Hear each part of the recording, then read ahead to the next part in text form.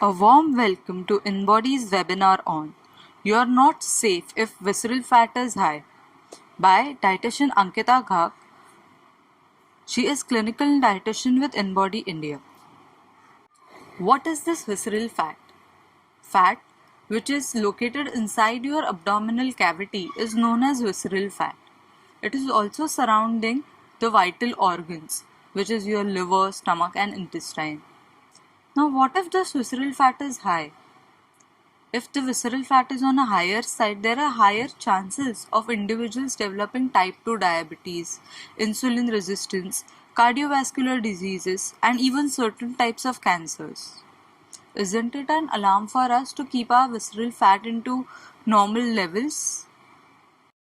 When we talk about visceral fat being dangerous, what exactly it means? It means this visceral fat, it is deposited at various places where it shouldn't be. For example, it is getting located inside the muscles, which is also known as intramuscular fat. Why this is happening? Because when the visceral fat levels goes on a higher side, it has to deposit some or the other where, so it starts getting deposited inside the muscles. Subcute fat is different, which is just beneath your skin, but visceral fat, it is inside muscle tissues. That means it is also known as intramuscular fat. Now, what does this fat mean? It means lipotoxicity, wherein the visceral fat levels are on a higher side, and this fat is actually damage the muscles also, leading to various metabolic disorders related to sarcopenia. What are the general ways to assess the well-being? Because when I spoke about the visceral fat, there are other ways where we usually look for our health. That is our BMI, skin fold calipers, waist to hip ratio, waist to height ratio. We usually check for these parameters, but this parameters has its own strengths and it has its own limitations. For example, with the help of BMI, we won't know what is the person's percent body fat level. With skin fold calipers, we come to know what is the percent body fat, but we don't know what is visceral fat levels in this individual. Waist to hip ratio, it will tell us about the android or gynoid obesity. What about visceral fat obesity? Waist to height ratio, again it will tell us about the obesity in the individual. It won't tell us the nutritional status of the individual. Visceral fat is given by none of them. So again, isn't it a marker for us, or rather a light for us, that we need to check the visceral fat by other means? Looking for general methods, we come to know what is their muscle, what is their fat, but we don't know what is the visceral fat levels. Same happened in these two individuals. This is famous YY paradox, which was published in Lancet also. Here the individuals are same height, same weight, same BMI, but the body fat percentage were different. When they did their DEXA scans, they found out. Some from that term which was coined was thin fat Indian scenario. Now why is this? Because individuals appear thin, but they are having more amount of body fat percentage. That fat can be subcute fat as well as the visceral fat. Since we were talking about BMI, there are certain limitations for this BMI, especially when it comes to South Asians. More amount of abdominal fat, which we spoke, thin fat Indian. This kind of people are more prone for insulin resistance or hyperinsulinemia. High levels of C-reactive protein, that means the inflammatory markers are also on a higher side. Lower levels of adiponectin. They have got dyslipidemias because again the visceral fat levels and the body fat levels both are on the higher side. And they are increased susceptibility towards developing type 2 diabetes and coronary artery disease. After overcoming the problems which we are having, identifying between the visceral fat and subcute fat, we need to classify them whether the person is fit or really the person is flat. For example, if the person is having a normal BMI or the person's BMI is on a lower side but person body fat is on a higher side, so there are two possibilities. Either the person is skinny fat wherein the visceral fat levels are under control, or the person is visceral fat obese where the visceral fat levels are on the higher side, that is 100 centimeters square. Now, if the BMI is also high and person body fat is also high, there are again two possibilities. In this individual, if visceral fat is on a lower side, the person is subacute fat obese. But if the visceral fat levels are on the higher side, the individual is visceral fat obese. The third category which we see is when the person is having fluid retention.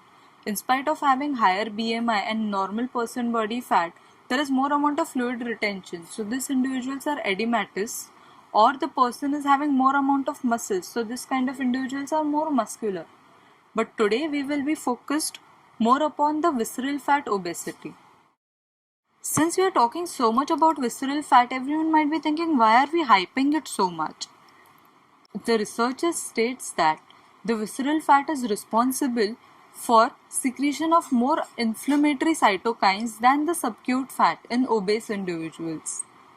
It is also responsible for various cardiovascular events because of inflammation triggered in adipose tissues, and it may also result in various vascular disorders. Because of visceral fat getting deposited at any place in the body, the visceral fat tissues are also responsible, or rather a major risk factor of getting carotid arteriosclerosis. This was a research which was done in men specifically.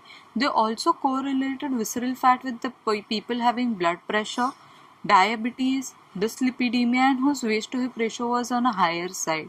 And these all were positively correlated. Isn't it an alarm for us to work on our visceral fat levels right now? Obesity and higher visceral fat levels goes hand in hand. If the individual is obese, there are higher chances that individual will get more amount of visceral fat tissues accumulated inside his body, resulting in impaired glucose and lipid metabolism. Studies also shown that 90% of individuals having higher amount of visceral fat were having ischemic heart diseases. And even the individuals who are non-obese and having higher amount of visceral fat levels shown the positive correlation when it came to glucose intolerance, hyperlipidemia, and hypertension. People who are having visceral fat syndrome are having increased risk for getting atherosclerosis due to various risk factors induced by visceral fat accumulation.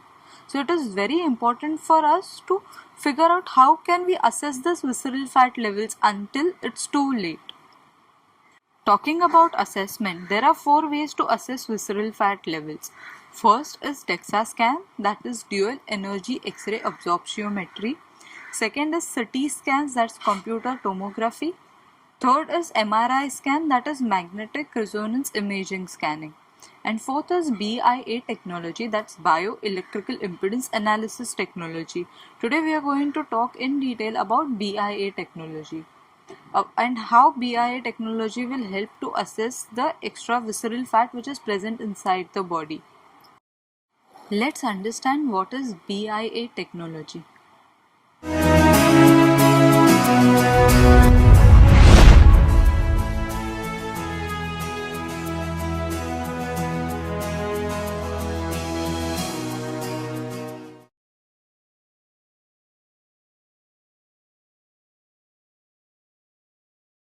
The human body is composed of 4 main components: water, fat, protein, and minerals. Having a moderate amount of each component is important for a healthy life, and the BIA is considered as one of the most practical methods to know. BIA, bioelectrical impedance analysis. This method applies small currents throughout the body and measures the voltage to get a value called resistance, also known as impedance. The principle behind BIA is to flow electrical currents throughout the water in the body and to measure the amount of resistance the current encounters as it travels. Simply, more water will lead to lower impedance. For example, although the 2 men weigh the same, A has a higher amount of muscle mass than B.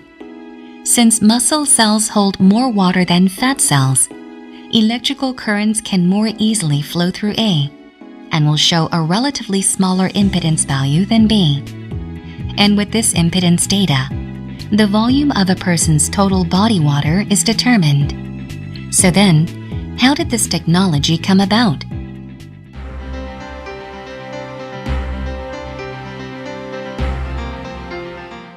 In 1969, an experiment was carried out to find the correlation between whole body impedance and volume of total body water.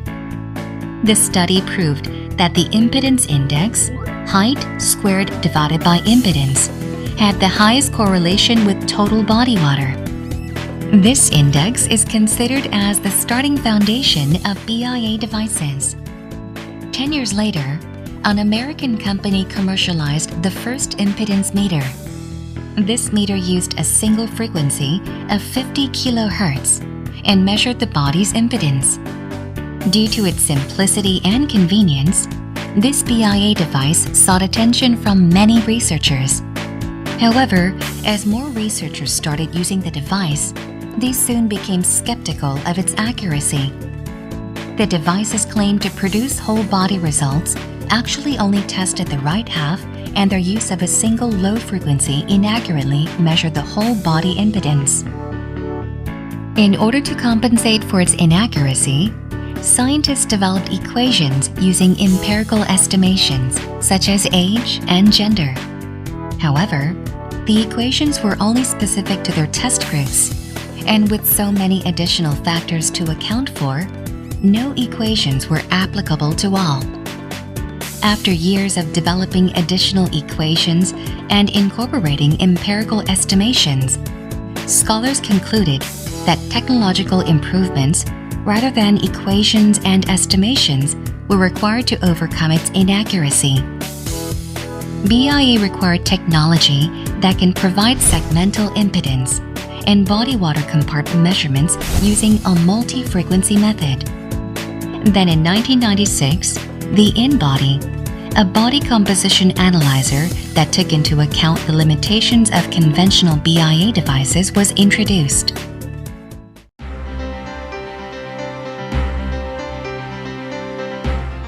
This technology included segmental measurement, use of multi-frequency analysis, and an 8-point electrode system.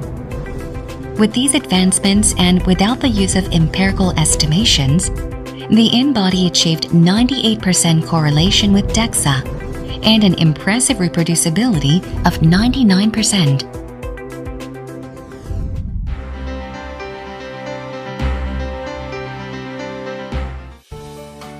Prior to these advancements, the conventional BIA method considered the human body as one cylinder and only offered a single whole body impedance value. However, since impedance is derived from factors such as length and area, different sizes would yield drastically different impedance values.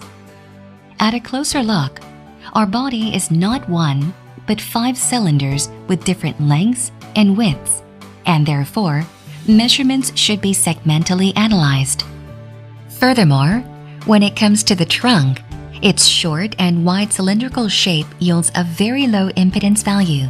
The trunk only accounts for around 5% of the whole body impedance, yet it is responsible for about 50% of the whole body mass, indicating that even a small change of 1 to 2 ohms in the trunk impedance value can significantly alter the whole body lean mass.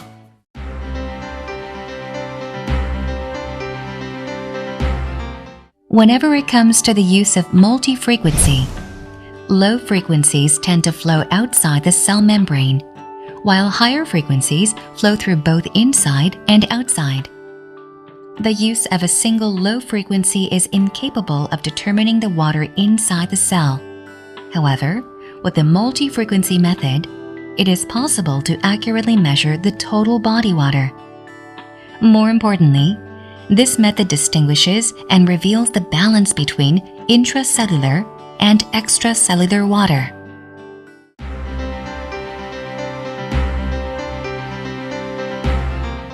After incorporating segmental measurement and multi-frequencies, an 8-point tactile electrode system was also adapted to enhance and maintain the reproducibility of the results.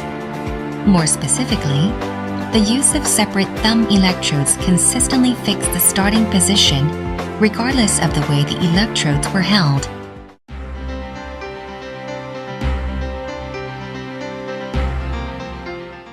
Today, with these technologies, high accuracy is achieved, and factors such as age or gender are no longer required.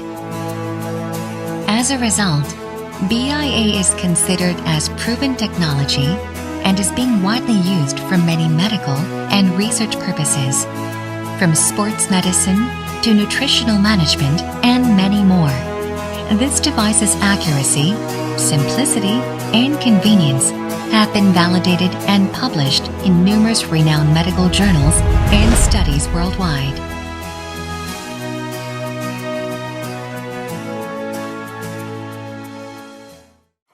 Since we know what is BIA technology, it's very easy for us to assess our visceral fat levels even at a place with the help of this BIA technology, with the instrument known as in-body dial, which can be connected with your mobile phones, which makes it quick, easy, quite reliable, and you can actually track a progress on your mobile screen. So when you visit your dietitian or doctor next time, you can actually show them your result and your progress on your mobile screen. After assessing the visceral fat, it's very essential for us to prevent its growth and to reduce this visceral fat. So when it comes to dietary habits, it's very essential to have good quality and good amount of protein, that is 0.8 grams to 1 gram per kg body weight. So how can we increase this protein intake? Firstly, we can include it in the snacking options like roasted chana. We can have eggs in the terms of snack, or sprouted chaat or ragda along with lots of veggies inside it. So it will give you proteins in your diet, plus it will also give a satiety value, wherein it will help you to control your portion size. Having diet with low carbohydrates, it's very essential, because when you have low carbohydrate diet, it will also provide you satiety. It will prevent you from overeating, and thereby it will reduce the risk of obesity and visceral fat levels. Having complex carbs, non-starchy vegetables like your green leafy vegetables, your beans, and protein-rich food will help you in this low-carb diet. Having soluble fiber, as we all know, fiber plays a major role in terms of dyslipidemias and reducing your body fat levels. So it's very important to consume things like oats, barley, nuts, seeds, beans, and peas. So there should be also N3, N6 fatty acids included in your diet in order to reduce the fats in the body. Probiotics plays a major role in keeping your gut healthy. Therefore, curd, kefir, miso, or kimchi is being recommended when it comes to dietary intake. These are certain dietary tips. You can consult your dietitian for more tips in terms of reducing your body fat levels and more precisely your visceral fat levels. Post diet, the most important part is exercise, because it's 80-20 ratio. 80% of diet and 20% of exercise will give you 100% result. Talking about exercise, this 20% can be your aerobic exercises, it can be HIIT, that is your high intensity interval training, it can be cardio workouts, or it can be yoga. Aerobic exercise can be done at your places due to this lockdown period. You can also do HIIT, that is hardly 5 to 6 minutes. You need to do 3 sets. It can be simple, the high heels, or else you can just do planks, or it can be squats, it can be lunges. So whatever is your workout regime, you can do that. It can be as simple as doing jumping jacks, skipping ropes, burpees, or if you want to go and switch to the traditional way, it can be as simple as putting 5 Surya Namaskar at the start of your day, or else ending your day with 5 Chandra Namaskar. So it will give that proper boost to your body. It will also help you to cut down that stress. And we all know stress plays a major role in terms of gaining person body fat. So again, we are keeping it at the bay. We are reducing the cortisol secretion, which will again release the happy hormones inside the body. So apart from feeling of freshness, you are also reducing your visceral fat levels. So it's very essential to work out also along with a proper diet. Once you do your workout and your diet, it's very essential to monitor how much changes it is giving to your body. Is it actually reducing your visceral fat and your person body fat, or just reducing your muscles? To track that, it's very important to monitor your progress. With the InBody dial, it will help you to do that. So let's understand what is InBody dial.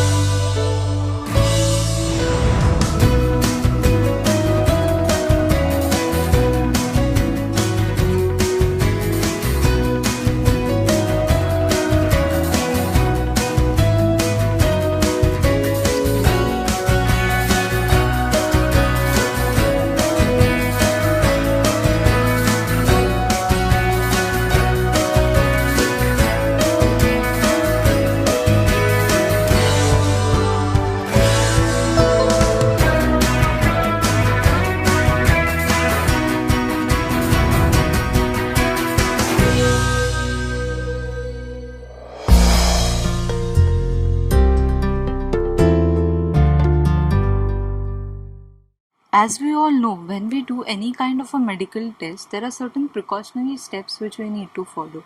Same way, before doing a test on BIA, it's very essential to follow certain guidelines.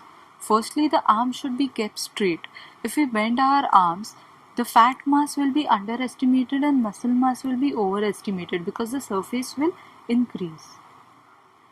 It should be done on the bare feet. Since it works on BIA technology, the current should be passing through inside your body. But if the surface is not open or exposed to the electrode, it won't be able to penetrate inside your body.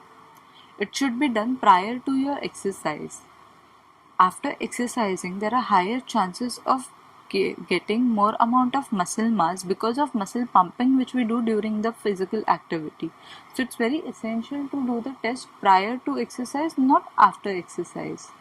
It should be done at normal room temperature because if you are into warmer temperature, there are higher chances of vasodilation, and if you are into cold temperature, there is vasoconstriction. So that will again have an effect upon your total body water, resulting in not appropriate results. It should be done prior taking to shower. Again, it's related to your body temperature of vasoconstriction and vasodilation. It should be done after going to the bathroom. As we all know, it is a BIA technology, so it won't differentiate between the fecal matter and urine inside the stomach. It will calculate it as a body fat mass plus the weight will be more of this individual. So therefore, the body fat percentage will be overestimated. Hence, it is advised to do the test after visiting the washroom. Same goes with the empty stomach. If you do your test after eating your food, that will increase the fluid content of your body because once you eat your food, it gets converted into bolus.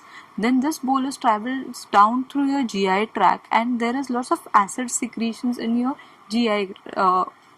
That is the main reason why there is more amount of fluid content inside your body at that particular time. Therefore, the fat mass will be underestimated and muscle mass will be overestimated. It shouldn't be done during menses. The only reason why is the hormones play a major role out here. Due to hormonal instability, the fat percent and muscle mass will be showing a varied result on all the 5 days of menses. Hence, it is advised to do the test after the menses. It's very essential to put the right height and right weight because it works on the impedance index. So if we input the wrong height, the resistance created will be wrong. And if we put the wrong weight, the total body water volume will be differed. That's the main reason why result will be inaccurate. It's very essential to do the test after giving 15 minutes of gap in the single posture. That is the main reason why the person body fat varies before and after sleep. It takes 15 minutes for our body to have that water switch when the person is changing the posture. So that's why it's very essential to maintain the posture for 15 minutes before doing the test. To sum it up, it's very essential for us to keep our visceral fat levels under control, that is below level 9. If it is on a higher side, there are higher chances of getting the lifestyle disorders such as obesity, diabetes, cardiovascular diseases, hypertension, and even various types of cancer. BIA technique makes it very easy to assess body fat levels. Visceral fat control is very essential and it can be done with the help of following proper diet and exercise regime. And monitoring it constantly is also very essential. Thank you all for being with us in this webinar. If you have got any doubts or any questions regarding this webinar or InBody machines, you can drop us an email at india@inbody.com, or you can message us on our social media handle, that is on Facebook or Instagram. Our ID is InBody India. Thank you.